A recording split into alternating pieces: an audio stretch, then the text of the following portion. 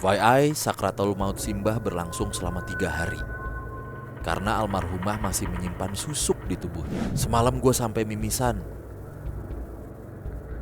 Dia masih bakal ada karena sifatnya titipan, tapi si mata merah tidak pergi. Dia masih di sini, menyaksikan saya menceritakan kisah tentangnya. Bahkan mungkin tertawa melihat kalian yang ketakutan. Ternyata si istri mengetahui suaminya selingkuh. Dan ternyata selingkuhannya itu minta dinikahi karena hamil juga. Dapur saya dibongkar, tepatnya lantai yang di bawah kulkas. Dan memang ditemukan kerangka manusia dengan daster putih yang sudah tidak utuh.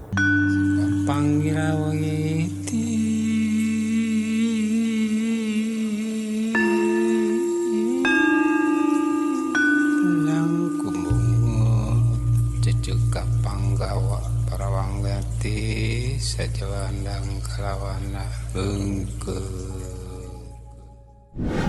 Assalamualaikum warahmatullahi wabarakatuh. Shalom, Swastiastu, namo buddhaya. salam kebajikan. Selamat datang kembali di podcast Malam Kliwon episode 685. Nah itu dia. Selamat pagi, siang, sore, malam teman Kliwon dimanapun Anda berada. Yoi. Terima kasih masih mendengarkan kami di sini. Semoga sehat selalu dan lancar rezekinya. Amin. Buat yang mau cerita bareng PMK atau jadi narasumber di sini, silakan langsung kontak nomor di bawah ini. Jangan lupa passwordnya cemilan coklat. Colok dong. Nah. Ya, Enak. Cerita pertama. Halo Mas Danu dan Mas Bimo, perkenalkan saya Kiko Ma'ruf. Kiko Ma'ruf. Dua orang yang kita kenal ya. Iya, maksud gue kayak Dekat. Kiko dan Ma'ruf tuh nggak pairing gitu loh. Iya, kayak bukan nama satu nama. Ini dua orang nih guys. Ini kayak penulisan tesis lah gitu. Kiko dan Ma'ruf 2025. Kiko, kayak ini citation terus. Saya ingin berbagi pengalaman saya yang menurut saya paling panjang kalau dituliskan. Waktu SD bisa dibilang saya cukup sering melihat mereka dengan mata telanjang. Gimana? Apa aja Mata telanjang tuh gimana? Sebenarnya mata pakai baju tuh gimana? Pertemuan pertama saya dengan hantu bisa dikatakan konyol. Karena pertama kali lihat saya tidak tahu kalau itu hantu. Kuntilanak nih. Lalu saya lempar dengan kerikil. Nekat dan bodoh memang beda tipis. BTW saya tinggal di Depok sampai lulus SD. Nah, pengalaman paling menyeramkan adalah antara kelas 3 sampai 5 SD. Saya agak lupa. Kejadiannya sore menjelang maghrib dan saat itu sedang hujan yang lebat banget. Saya sedang tiduran di kamar. Ibu sedang memasak. Tiba-tiba listrik padam. Ibu saya nih, saya mendengarnya tuh mengeluh di dapur. Sepersekian detik setelah listrik padam, saya melihat siluet tubuh manusia dengan rambut panjang. Saya berkata dalam hati, "Hah, siluet? Kan mati lampu ya? Masa kelihatan?" Kalian tahu kan keadaan saat listrik padam? Tahu kan gelapnya seperti apa? Nah, badan makhluk itu jauh lebih gelap. Dalam keadaan bingung menganalisis makhluk apa yang sedang saya lihat, tiba-tiba matanya terbuka dan merah menyala. Seakan dia siap menerkam saya. Dia mendekat, semakin dekat. Sayang mulutnya seakan terkunci, hanya bisa mundur sampai tembok menghalangi punggung saya. Beberapa detik kemudian saya teriak sambil menutup mata saya dengan kedua tangan. Ibu menghampiri. Ada apa? Saya bilang, "Ada setan, Bu," kata saya setengah berteriak. "Loh, mana? Kata ibu begitu, heran. Saya membuka mata perlahan. Kamar saya sudah terang kembali dan si mata merah telah pergi. Namun cerita belum berakhir. Saat usia saya 21 tahun, saya dalam tanda kutip diserang kembali. Jadi malam itu saya sedang di dalam mobil menuju Jogja. Saya hanya berdua dengan teman saya, kita sebut saja di sini Paul. yang memiliki kemampuan lebih. Dan saya menceritakan tentang si mata merah yang saya lihat waktu SD. Pantes dari tadi mobilnya berat. Paul bilang kayak gitu langsung tuh. Lalu mobil kami melewati Candi Prambanan. Tiba-tiba saya merinding. Seluruh badan terasa panas. Rasanya seperti mau pingsan. Saya kira nih ya, itu ulah para demit senior di Candi Prambanan lah. Ternyata saya salah. Istighfar, dia mau masuk lagi tuh. Ini muncul di belakang, ucap Paul sambil melihat kursi belakang lewat kaca di atas itu loh, kaca spion tengah. Wah, anjrit, kenapa lu baru cerita sekarang? Oh iya tuh, matanya merah tuh dia tuh. Lanjutnya sambil agak tertawa dia. Besoknya, Paul memberitahu bahwa yang saya alami semalam adalah gangguan dari si mata merah yang saya temui saat saya kecil dulu. Si mata merah itu ternyata merupakan titipan Mbah Buyut saya yang ingin menurunkan ilmu santetnya kepada saya. Caranya, ia masuk ke dalam tubuh saya. Tentu saja saya akan menjadi sakti mandraguna. Mungkin membunuh orang hanya perlu menatap matanya. Jarak jauh juga bisa. Tapi jika itu terjadi, tubuh saya bukan milik saya lagi. Entah jiwa saya mau dibawa kemana. Yang jelas saya menolak keberadaan si mata merah ini. By the way, semasa hidupnya, Mbah Buyut dan suaminya memang sangat disegani oleh orang sekampung. Anaknya menggambarkan sosoknya yang galak dan kejam karena suka menghukum dengan kasar. Anaknya nih berarti kakeknya nih. Mungkin hal itu juga yang membuat hubungan mereka renggang sampai Simbah meninggal.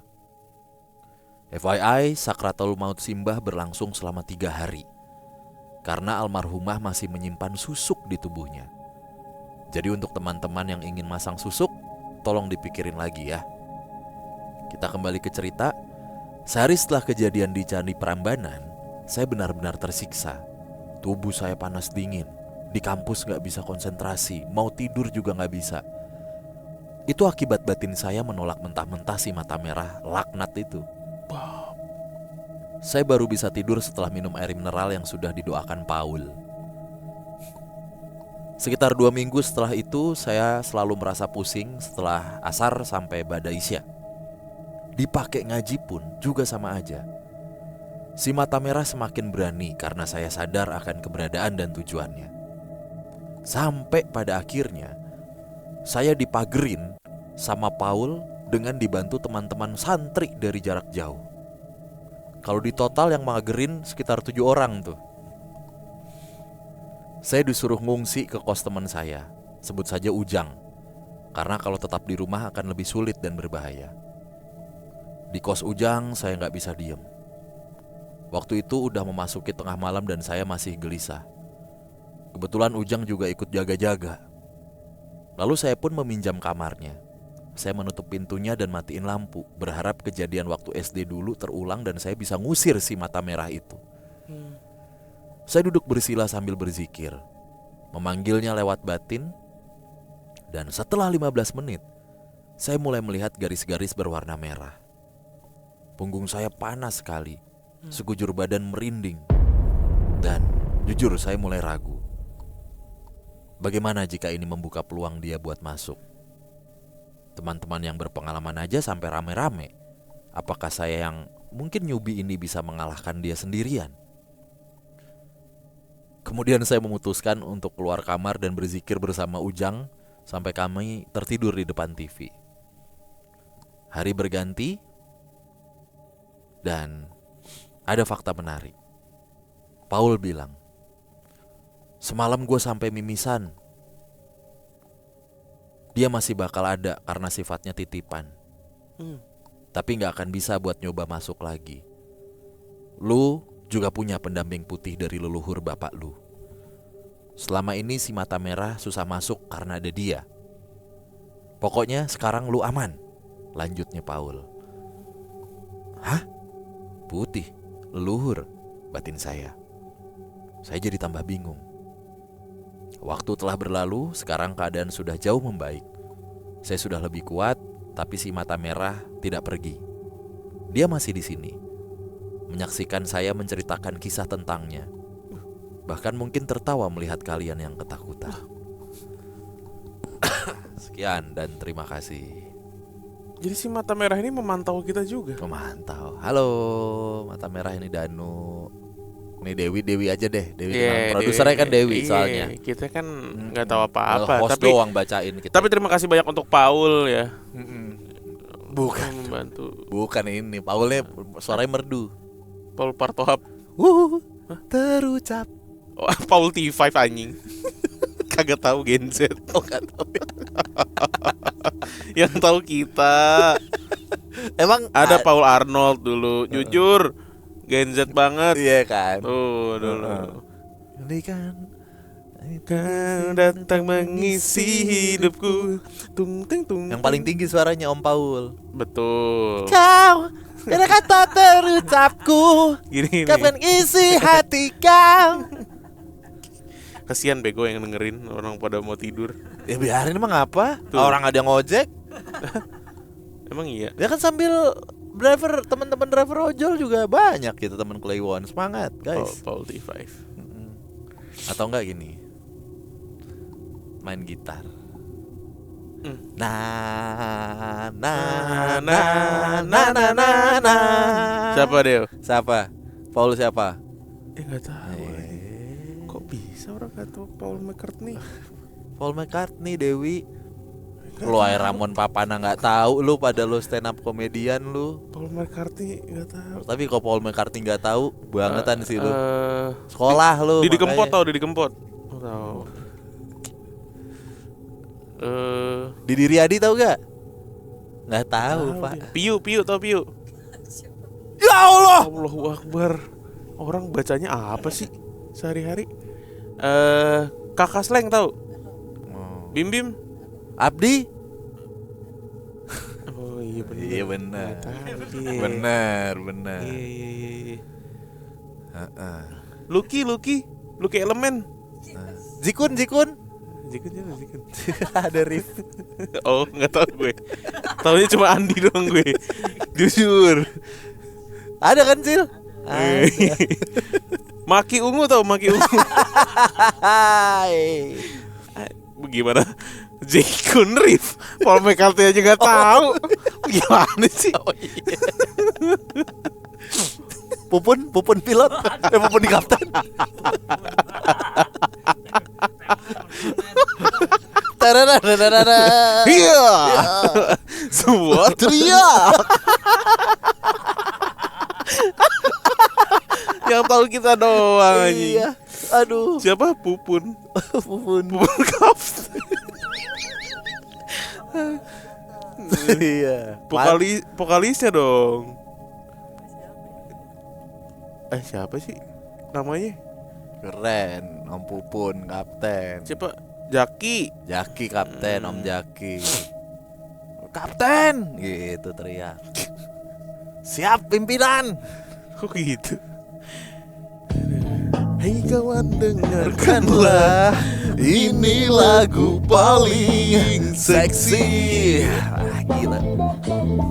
Yoi. isiannya gitu. Dream band bro. Isiannya gitu. Aduh. Gila, Tadi keren. bahas cerita apa ini bangsat? Mata merah. Oh, mata merah bola pingpong. Mata indah. Ya. Aduh.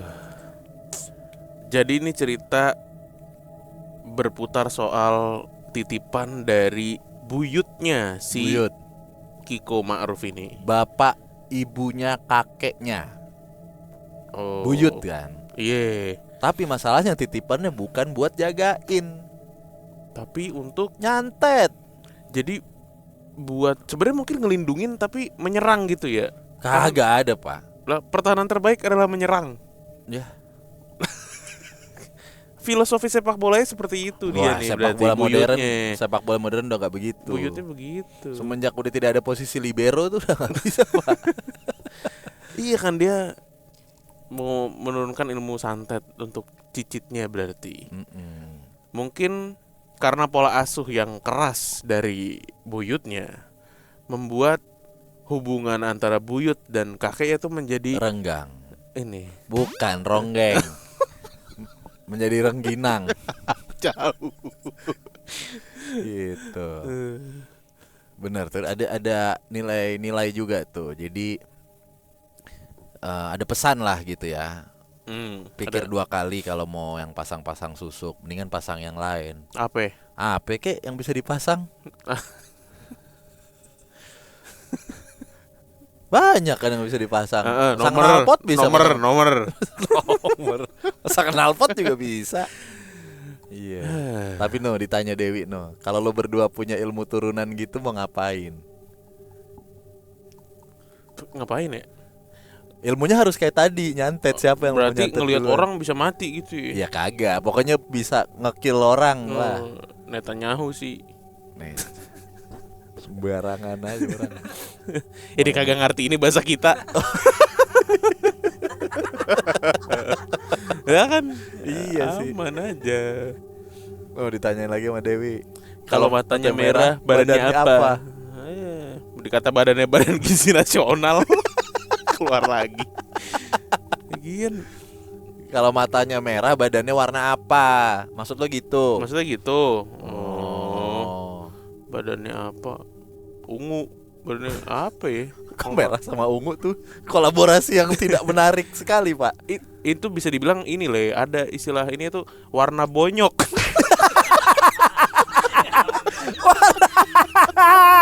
Nah, color palette bonyok. Iya, itu merah. Gak ada oranye dikit. Ada istilahnya tuh. Bener. Warna bonyok kalau salah merah ungu tuh. Gila, tapi kuat banget mata merah nih. Sampai manggil buat magerin 7 orang. Gue gede berarti rumahnya nih. 7 orang santri. Iya, udah. Nggak usah. Oh iya. Iya. Lupa. Kalau itunya mah nggak apa-apa, tapi kan gede nih berarti nih kekuatannya nih. 7 orang Dia santri. beneran loh. dari kecil sampai dia umur 21 tahun masih ngikut ya. Terus-terusan gitu berusaha masuk ya. Iya. Sampai akhirnya berdamai. Sebenarnya nggak berdamai sih. Udah terbiasa aja. Berarti dia masih dipantau tuh ya Masih. sama si mata merah iritasi ringan ini. Bukan. Mending gini. Nah, gue bener. Lo beli Sindositral. Bener. Coba deh. Ntar dia nggak ada. Jadi lo tinggal keluar. Gue tetes lo. Gitu. Atau nih opsi lain, Heeh. lo bisa ke Saturdays beli Wayfarer. Heeh. Lekasi nih. Oke, biar nggak merah lagi. Sak. Gitu. Kayak Karun. Biasanya kayak goblok aja. Biasanya kalau ngisir setan gimana? Orang Baca-bacaan. baca-baca. Heeh. Kalau ini gampang nih. Gimana? Matanya kan deket tuh. Merah. Tahan.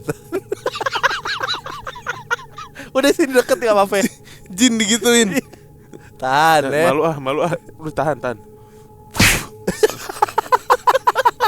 Udah gak merah lo besok. Ada Udah. komat kamit dikitnya tuh bisa tuh. Ada komat kamit dikitnya. Nah, itu. Ada komat kamit dikitnya baru. Nah, insya Allah. Aman, insya Allah. Gitu. Simpel ngusirnya lu. Segala manggil Paul lo. Sampai mimisan tuh Paul tuh.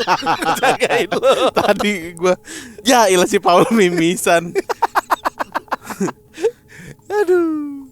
Tadi semalam mimisan gua. Hah? Gara-gara itu si mata merah. Enggak, berjemur gua. Goblok. Enggak main layangan gua. Aduh. Ya. Terima kasih nih buat Kiko dan Ma'ruf ya. Satu orang ini, Oh, Pak. satu orang. Kiko Ma'ruf. Kalau dulu temen kita yang pengrajin bambu, Siapa ya? Rijal dan Ma'ruf. Musisi, Oh, bukan musisi. pengrajin bambu. Oh ya salah. Salah. Maaf Bang Rijal. Musisi dia, budayawan. Oh ya budayawan bener. Rijal dan Mahfud. Mahfud. Iya, Nama satu orang tapi ada Dane, gue bingung. Kok Rijal dan Mahfud? kan kayak gue Bimo dan Kusumo ya. Iya, kayak duo. Rijal dan Mahfud yang nongol 1. Unik. Oke, lanjut ya. Ya. Halo, ini kejadian 2018 waktu saya baru pindah rumah ke rumah baru. Sebelumnya saya tinggal bersama orang tua. Tempat tinggal saya yang baru itu nggak gitu jauh dari rumah yang dulu. Cuma 1 kilo jaraknya. Disclaimer ya, rumah baru saya ini saya beli dari orang yang jual rumah. Dah iya emang iya. Maksudnya bukan bikin baru dari awal Oh. gitu. Jadi beli jadi gitu. Oh. Orang jual. Rumah baru saya ini saya beli dari orang yang jual tongseng. Nah, itu aneh. Rumah baru saya ini saya beli dari orang yang jual jambal roti. Mungkin pengusaha sukses.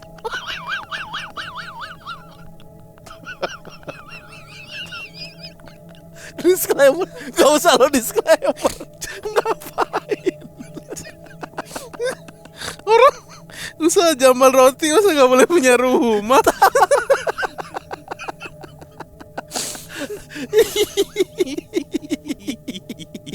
Goblok.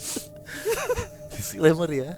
Rumah ini saya beli dari penjual jambal roti. Lo beli dari tukang becak juga gak apa-apa. Ya terserah. Serah lo. Gak ada yang larang bos. Ya intinya bukan bikin baru dari awal gitu. Ya. Saat itu saya lagi mengandung anak yang ketiga dan usia kandungan saya memasuki usia 20 minggu. Waktu survei awal sih saya merasa gak ada masalah sama rumah ini. Halamannya luas, rumahnya lumayan besar, dan harga yang diminta itu cuma 80 juta. Wah, murah banget nih. Siapa yang gak tergiur kan? Dari situ suami nyari pinjaman buat beli rumah itu dan dapat. Ditambah juga dari tabungan. Akhirnya terkumpul buat beli rumah itu. Hari pertama pindahan gak ada yang aneh. Hanya bau cat baru aja yang agak menyengat. Karena belum sempat beres-beres, jadi barang masih berantakan dan kami bertiga memutuskan untuk gelar kasur lantai di ruang tengah untuk tidur. Karena posisinya malam itu suami saya gak pulang ke rumah karena lembur. Tengah malam saya terbangun ingin buang air kecil. Ketika saya pergi ke dapur menuju kamar mandi, tiba-tiba kompor itu bergerak, bergeser. Awalnya saya pikir mungkin ditabrak tikus. Jadi ya gak saya pikirin. Ketika saya di dalam kamar mandi, dari luar saya mendengar "Mah, mah." Dan saya dengar suara itu seperti suara anak saya yang bungsu tuh, yang perempuan. Saya jawab, "Bentar ya dek, mamanya lagi pipis." Kemudian saya buka pintu itu karena saya udah selesai. Tapi ternyata di luar pintu gak ada siapa-siapa. Oh, mungkin anak saya udah balik tidur lagi kali ya. Dan memang ketika saya kembali ke ruang tengah, si adek ini memang udah tidur. Besok paginya saya bangun jam 4 pagi. Mencoba sedikit-sedikit beres-beres lah. Saya mutusin untuk membereskan pakaian ke lemari, nyusun baju sedikit demi sedikit. Ketika saya sedang masukin baju-baju ke dalam lemari, kok saya merasa di dalam kamar tuh saya gak sendirian. Tapi lagi-lagi saya abaikan. Dan ketika sudah rapi selemarinya, saya tutup pintu lemari. Saya melihat dari cermin, di belakang saya ada sosok perempuan yang sedang duduk di sudut tempat tidur dengan rambutnya yang panjang dan pandangan yang menunduk. Saya terkejut dan berteriak, "Astagfirullahaladzim!" sambil menutup wajah saya dengan kedua tangan. Saya sangat ketakutan dengan apa yang saya lihat. Dan ketika saya memberanikan untuk menoleh, sosok itu hilang. Saya buru-buru pergi ke ruang tengah dan melihat anak-anak saya masih tidur pules. Kebetulan juga sudah azan subuh, maka saya pun sholat subuh. Pagi hari sekitar jam 8, suami saya pulang dan saya cerita kejadian subuh tadi. Tapi dia cuma bilang, "Mungkin kamu kecapean, makanya jadi halusinasi." Saya pergi belanja ke warung buat masak untuk makan siang nanti. Di warung ketemu tetangga nih. Mereka heran kenapa saya berani tinggal di situ, mana lagi hamil lagi. Mereka bilang rumah itu angker, banyak hantunya. Saya jadi ingat kejadian subuh tadi. Tapi mereka mengingatkan agar saya banyak berdoa dan hati-hati. Hari ketiga saya pindah, saya ngeluh kepada suami biar cari orang buat bantu beres-beres. Karena perut saya makin besar.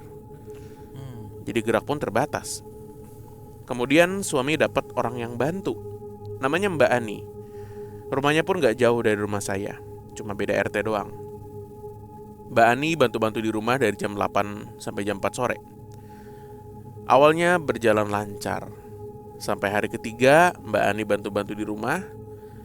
Tiba-tiba saya menemukan Mbak Ani, matanya melotot ketakutan dengan badan yang menggigil. Saya coba menyadarkan dia dengan menggoyangkan tubuhnya dan nyuruh dia baca istighfar. Kemudian Mbak Ani sadar, menangis, dan izin pulang. Padahal itu baru pukul 2 siang. Esok harinya Mbak Ani gak datang ke rumah lagi. Saya telepon, dia pun gak ngangkat. Di chat pun gak bales. Akhirnya saya memutuskan untuk ke rumahnya. Barangkali Mbak Ani sakit. Setibanya di rumah Mbak Ani, ternyata Mbak Ani sedang sakit. Dia bilang ke saya kalau dia mau berhenti kerja karena dia takut. Saya mendesak Mbak Ani untuk cerita apa yang terjadi kemarin.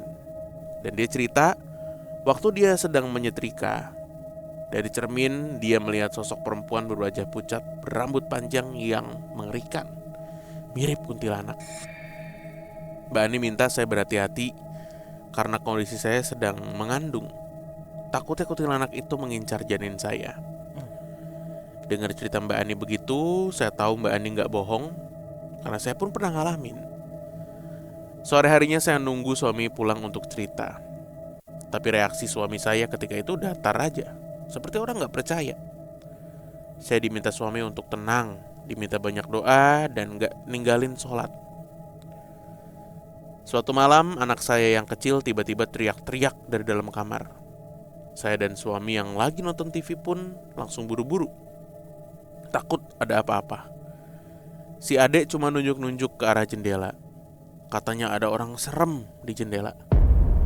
Malam itu si adek gak mau tidur sendiri. Dan dia tidur sama saya malam hari itu. Esok paginya saya minta suami agar minta bantuan ustadz kenalannya. Sore harinya suami pulang dengan Pak Ustadz nih. Sekitar jam 6 kurang, hampir maghrib, suami datang dengan teman kenalannya, Pak Ustadz yang biasa dipanggil Ustadz Sodik. Saya menyambut Ustadz Sodik dan suami saya di depan gerbang. Sampainya di depan pintu rumah, Ustadz Sodik tiba-tiba berhenti dan beristighfar. Astagfirullahaladzim, ucapnya. Saya dan suami kompak menoleh ke arah Pak Ustadz dan bertanya, "Ada apa, Pak?" Dari mimik wajahnya, terlihat Ustadz Sodik seperti merasakan hal yang gak enak. Saya buka pintu dan mempersilahkan dia masuk. Saya melihat kedua bola mata beliau seperti sedang mencari sesuatu. Dengan mulut yang komat kamit, entah apa yang dia sedang baca. Pak Ustadz menanyakan keberadaan anak-anak. Dan saya jawab, anak-anak pergi ngaji. Pulangnya malam sekitar jam 8. Kebetulan malam itu saya sengaja menitipkan anak-anak ke rumah neneknya karena rumah akan dibersihkan sama Pak Ustadz. Pukul 8 malam, Pak Ustadz mulai pembersihan rumah. Dimulai dengan saya menyediakan air sumur 1 ember, garam kasar 1 plastik, dan daun kelor 1 ikat. Ustadz Sodik mulai baca-baca ayat Al-Quran. Saya dan suami juga ikut baca-baca semampu kami. 10 menit pertama, hawa rumah tiba-tiba jadi sangat pengap dan sesak. Seperti gak ada oksigen di sekitar kami. Lalu tiba-tiba terdengar jeritan suara perempuan yang diiringi lampu di ruang tamu. Nyala, mati, nyala, mati. Dan pintu-pintu kamar yang bergerak. Menutup, buka, nutup, buka. Aku yang ketakutan disuruh suami untuk nutup mata aja dan jangan berhenti berdoa. Sambil memegang tangan suami dengan erat. Namun di tengah-tengah doa yang aku lantunkan, tiba-tiba terdengar suara bisikan minta tolong yang sangat lirih dan menyayat hati. "Tolong saya." Aku antara takut dan juga kasihan jadi satu. Terus ngelantunin doa tanpa jeda. Ada sekitar 1 jam mungkin Pak Ustadz ngelakuin pembersihan itu. Atmosfer di ruangan itu pun mulai seperti biasa. nggak terasa sesak dan pengap lagi. Ustadz Sodik mulai mengambil ember yang berisi air yang sudah dicampur sama garam dan menciprat-cipratkan memakai daun kelor ke seluruh penjuru ruangan rumah kami. Ustadz Sodik minta suami saya agar menaburkan sisa garam ke sekeliling rumah. Ada hampir berjalan 3 jam tuh ritual itu.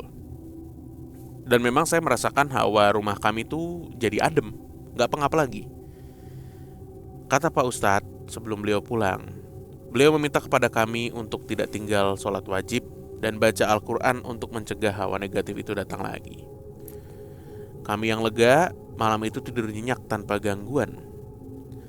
1 minggu pasca pembersihan rumah, tepat malam Jumat Kliwon nih, saya bermimpi yang sangat aneh tapi terasa nyata, kayak bukan mimpi. Saya melihat sepasang suami istri yang sedang bertengkar hebat, dan keadaan si istri yang tengah mengandung seperti saya.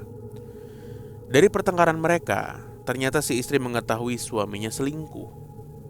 Dan ternyata selingkuhannya itu minta dinikahi karena hamil juga. Si istri yang tidak menerima atas perselingkuhan itu memaki-maki habis sang suami.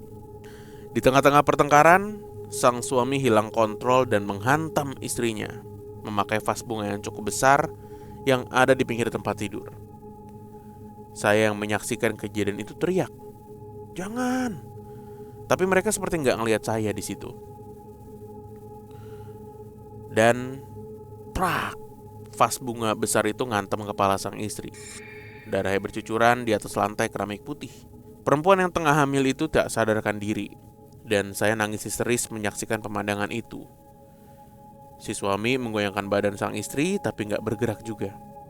Mungkin karena panik, suami menyeret badan istrinya ke belakang, meninggalkan jejak darah dari kamar sampai ke dapur. Dengan mata kepala saya sendiri, saya melihat laki-laki itu menguburkan istrinya di dapur, yang sekarang jadi tempat kulkas saya berada. Refleks saya lihat kalender. Di situ tertulis Juni 1990. Saya terbangun karena suara azan subuh dengan keringat yang bercucuran. Saya bangunin suami saya dan dengan suara yang gemeteran saya cerita semua yang saya alami tadi.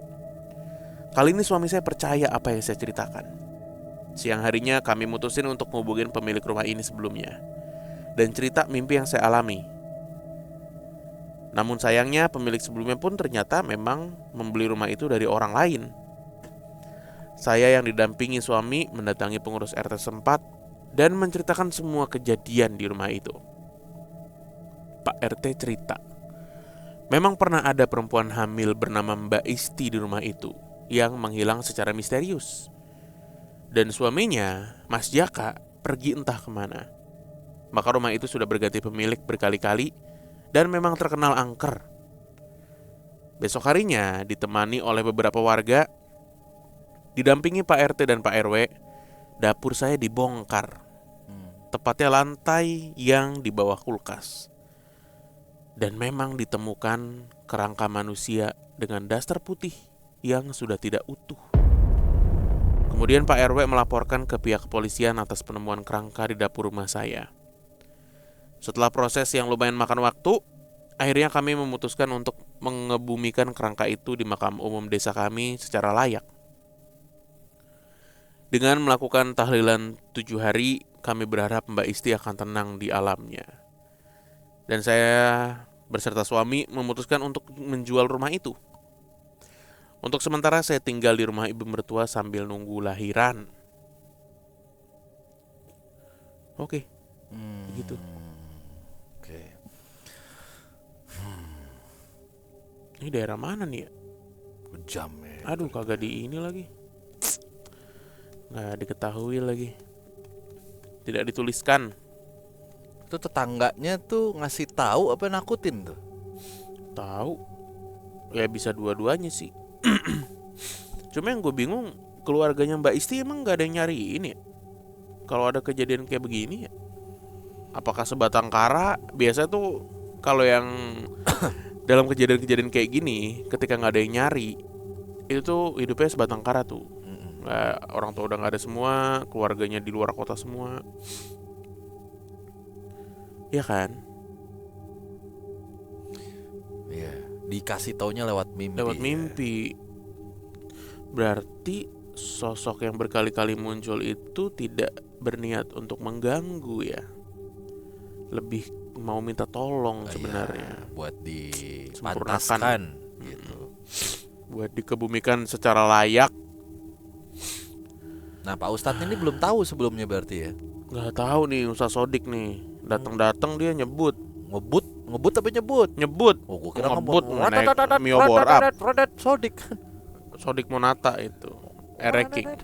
Numpak Ereking. Reng teng teng teng teng. Reng teng teng teng teng. Kasihan Mbak Ani coy. Jadi korban nih Mbak Ani nih. Iya, karena mungkin ini ya. Nasibnya bukan nasibnya, fasenya sama ya. Lagi mengandung. Siapa nih? Mbak Ani. Mbak Siapa Ani kan namanya? bibinya. Bibinya, bener. ART-nya. Si siapa? Yang cerita. Yang cerita. Yang cerita nih dia nggak nyebutin namanya. Ya mungkin ada reasonnya kenapa dia yang ditampakin Itu. dan dimintai pertolongan.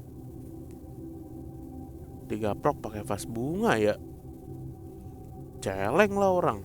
Melihat vas bunga mawar yang sudah usang nanti pecah. Matahari, Venus, Bumi, Mars, Jupiter, Vega R. Saturnus, Uranus, Pluto gitu. Ngapalinnya begitu buat lu. Ngapalin planet. Iya. Apa tadi melihat Vas bunga mawar yang sudah usang nanti pecah. Oh. Nggak relate. Nggak relate. Teman-teman ini nih nggak disuruh ngapalin planet lagi Le. Nggak, Dulu kita udah disuruh nggak ada. kan. Iya.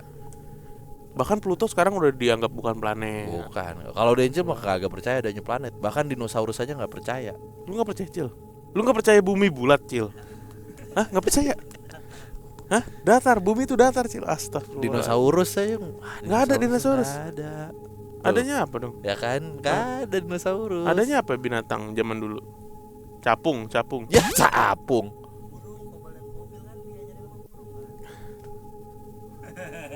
Burung ababil kali. Kobil apaan anjing? Kita lanjutin aja ngobrolnya abis ini. Iya, anak Nabi Adam maksudnya kok. Turun burung.